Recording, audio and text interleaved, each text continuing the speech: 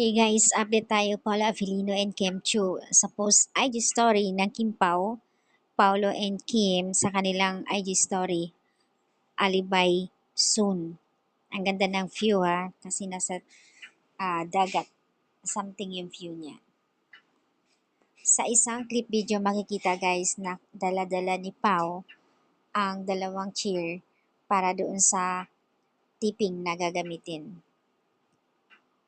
Napaka-sweet nga naman ni Pao.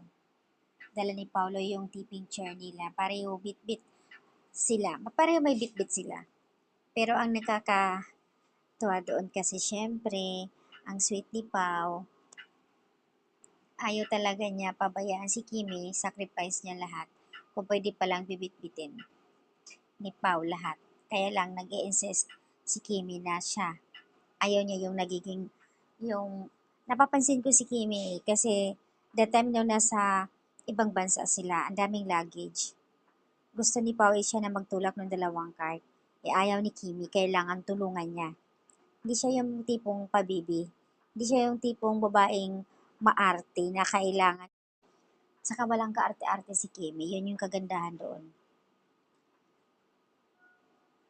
Sabi nga niya, kaya ko naman. Kaya ko hanggat maaari. Siyempre, nakikita ko naman din na may bit-bit yung isa, so dapat tulungan. Mait. Hi, Pile. Hindi nga, sabi dito, hindi nga daw nagkakamali si Pao sa pagpili kay Kimi. Sobrang napakabait talaga. Stick to one. Ang ganun pag yung makikita naman talaga kay Kimi na kung sino yung talagang mahal niya. Kung mapapansin nyo guys, di ba, ang tagal nila ni Sian Lim noon.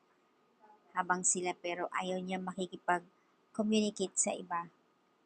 Ayaw niya walang na-involve na ibang lalaki. As in, stick to one talaga siya. Pero, ang ending, wala din nangyayari in after 12 years. Lalaki naman din pala ang may problema.